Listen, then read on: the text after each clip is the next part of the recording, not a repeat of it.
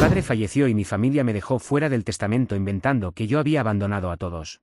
Nunca pensé que escribiría algo así, pero necesito sacarlo de mi sistema. Todavía no sé si estoy buscando consejo, desahogo o simplemente una explicación que mi propia familia ha sido incapaz de darme. Esta es la historia de cómo mi padre falleció, y cómo el resto de mi familia inventó que yo lo había abandonado, solo para dejarme fuera del testamento. Durante toda mi vida fui muy cercano a mi papá. No éramos perfectos, como cualquier relación padre-hijo, pero siempre nos entendimos. Él era un hombre muy reservado, de esos que no lloran frente a nadie y que creen que demostrar cariño es ofrecerte un plato de comida antes que decir te quiero. Pero conmigo, en los momentos correctos, era todo lo contrario. Me enseñó a andar en bicicleta, me llevaba a pescar, me enseñó a cambiar una llanta, y cuando crecí, me apoyó para que estudiara algo que realmente quería, ingeniería mecánica. Mi relación con mi familia, en cambio, siempre fue complicada. Mi madre era extremadamente controladora, y mis hermanos, tengo dos, crecieron con ese mismo molde. Cada decisión debía ser aprobada por ella, cada paso debía consultarse,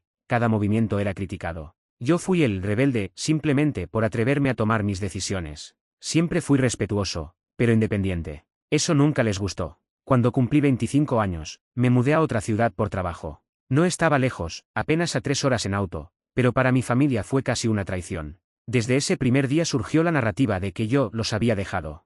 Lo repetían en cada reunión, en cada llamada, en cada reunión familiar. Incluso cuando volvía cada 2 semanas, siempre había un comentario pasivo-agresivo esperándome. Mi padre, en cambio, siempre me recibió con una sonrisa. Me decía que estaba orgulloso de que yo quisiera forjar mi propio camino. Él entendía lo que significaba irse. Él también lo había hecho a mi edad, aunque por razones distintas. Como dije, yo viajaba seguido para verlos, especialmente para ver a mi papá. Sus radilas ya empezaban a fallar, y aunque él se hacía el fuerte, yo sabía que necesitaba ayuda con algunas cosas básicas. Pero jamás me pidió nada. Yo iba porque quería estar ahí para él, no porque me sintiera obligado. El problema fue que, hace 2 años, mi padre enfermó de manera repentina. Un diagnóstico tardío, un cáncer agresivo, y todo cambió de un mes para otro. Intenté viajar más seguido, incluso renuncié a mi trabajo para estar más disponible. Y fue ahí cuando comenzó toda la manipulación. Mi madre y mis hermanos me prohibieron estresar a mi papá con mis visitas. Decían que cada vez que yo llegaba, él se alteraba porque se preocupaba por mí,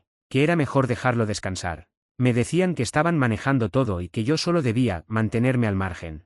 Me llamaban únicamente para informarme datos superficiales, fechas de exámenes y cosas así, pero nunca me permitían hablar con él más de 5 minutos. Está dormido, está cansado, no quiere que lo veas así. Siempre había una excusa. Hubo un momento crítico, casi como una alarma interna, cuando le pregunté a mi madre si podía quedarme un par de semanas en su casa para ayudar. Ella me dijo, con una frialdad que jamás olvidaré: tu presencia lo altera. Mejor quédate allá y no lo angusties. Yo sabía que algo estaba mal, pero no entendía qué. Pensé que quizás era la forma en que cada uno maneja la enfermedad de un ser querido. Pensé que estaba siendo prudente. Pensé que debía confiar en ellos. Hasta que recibí la llamada. Tu padre falleció esta madrugada. No había más detalles. No me avisaron que se estaba pagando. No me dejaron despedirme. No me dejaron llegar a tiempo. Ni siquiera me llamaron cuando empezó a empeorar. Lo supe días después, por un vecino, que mi madre y mis hermanos habían decidido no molestarte, porque no estabas presente en su vida. Esa frase fue el primer golpe. El segundo golpe vino unas semanas después, cuando me citaron a la lectura del testamento. O eso creí. Llegué al despacho del abogado lleno de dolor, con la esperanza de al menos escuchar lo que mi padre había querido dejar para cada uno de nosotros. No por codicia, sino porque, durante décadas, él me repetía que quería dejarme su camioneta vieja, sus herramientas y una pequeña parcela que tenía en las afueras de la ciudad. Era más un símbolo que un bien económico. Pero cuando entré a la oficina, mis hermanos intercambiaron una mirada que nunca olvidaré. Una mezcla de desprecio, burla y victoria. El abogado comenzó a leer. Y yo, no aparecía en ninguna parte. Nada. Absolutamente nada. Yo no existía en ese testamento. En la última página había una declaración escrita supuestamente por mi padre, donde decía que mi hijo menor me abandonó emocional y físicamente durante mis últimos años, y por respeto a mi propia dignidad, decido dejarlo fuera de mi herencia. No supe qué decir. Me quedé congelado. Sentí un frío recorriéndome el cuerpo entero. Cuando levanté la mirada, mi madre estaba sonriendo. Y mis hermanos también. Los primeros días después de la lectura del testamento fueron una mezcla de shock, rabia y una tristeza que nunca había sentido. La idea de que mi propio padre creyera que yo lo había abandonado me destrozaba. Dormía mal, soñaba con él, intentaba recordar cada conversación, cada visita, cada llamada. Me preguntaba qué había hecho mal. ¿Cómo él pudo creer algo así? Pero había algo que no encajaba. Mi padre no era un hombre influenciable. Era terco, sí, y tenía opiniones fuertes, pero no actuaba sin pruebas. No le daba importancia al drama. No le importaban las rivalidades familiares. Él siempre juzgaba por lo que veía, no por lo que le contaban. Entonces, ¿por qué escribiría algo así? Un día, incapaz de contener mis dudas, llamé al abogado para pedir una copia del documento original. Había algo en la firma que, desde el primer momento, me había incomodado. El abogado accedió, explicándome que era mi derecho, aunque me advirtió que los documentos estaban en regla. Fui a recoger la copia y pasé horas comparando esa firma con otras cartas que mi padre me había dejado años atrás. No era igual. Se parecía, sí, pero tenía diferencias sutiles que solo alguien que conocía bien a mi padre podía notar: la presión del trazo, la forma en que hacía la T al final de su apellido, la inclinación de la última letra. Seguí investigando, contacté a un perito caligráfico por mi cuenta, y después de unos días recibí la confirmación que no quería pero necesitaba. La firma estaba falsificada. No era de mi padre. Allí empezó todo. Con el informe en mano, pedí una reunión con mi madre y mis hermanos. Los cité en un café para evitar un escándalo. Ellos llegaron confiados, con esa misma actitud soberbia que habían tenido durante meses. Cuando puse el informe frente a ellos, solo hubo silencio. Nadie lo tocó, nadie lo leyó, nadie lo negó. Mi madre fue la primera en hablar. Tu padre quería paz, y tú solo traías problemas. Esa frase fue suficiente para entenderlo todo. Ellos no creían que yo era un problema. Ellos necesitaban que yo fuera un problema. Mis hermanos estaban endeudados. Uno había perdido dinero en un negocio ridículo. El otro tenía una hipoteca con atrasos. Y mi madre, siempre fue la clase de persona obsesionada con el control absoluto de la casa, de la herencia, de la narrativa familiar.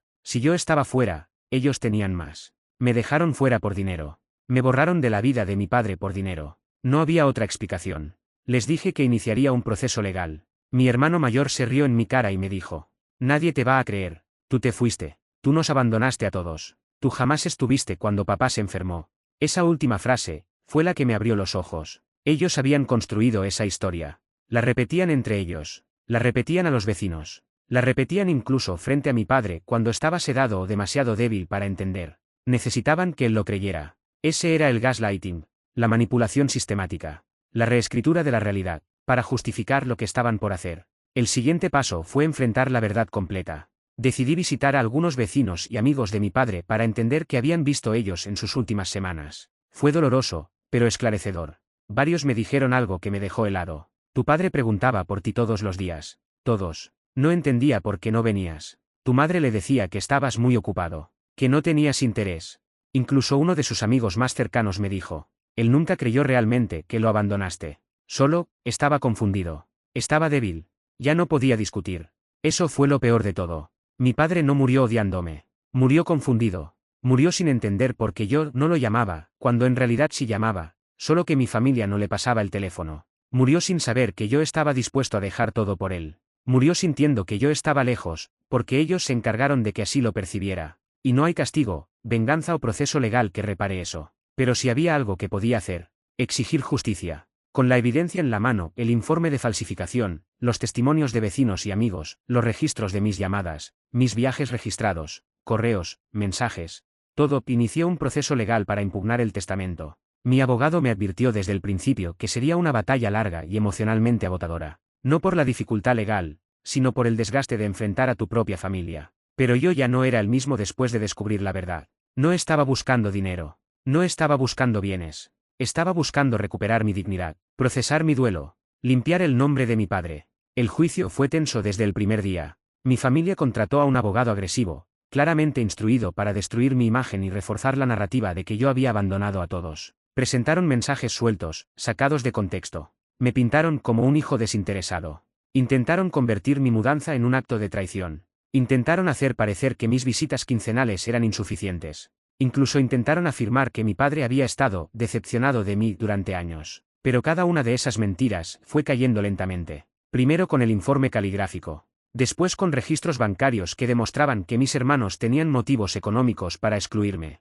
Luego vinieron los testimonios de vecinos que confirmaron que mi padre preguntaba por mí constantemente. Y finalmente, una enfermera, a la que nunca había visto en mi vida, declaró que había presenciado cómo mi madre desviaba mis llamadas y le decía a mi padre: no quiere hablar contigo. Dice que está ocupado. Ese testimonio quebró a toda la sala. Era la confirmación de que habían manipulado a un hombre enfermo, debilitado y emocionalmente vulnerable para reescribir su percepción de su propio hijo. Después de casi un año de proceso, el juez declaró el testamento nulo. La herencia debía reorganizarse. Podía reclamar mi parte legal. Mi familia perdió. Pero lo que más les dolió no fue el dinero. Fue la exposición pública de lo que hicieron. La vergüenza. La caída del teatro. La imagen perfecta de la familia unida se derrumbó. Después de la sentencia, mi madre intentó llamarme. No contesté. Mi hermano menor me envió un mensaje diciendo que habíamos llevado las cosas demasiado lejos. Yo no respondí.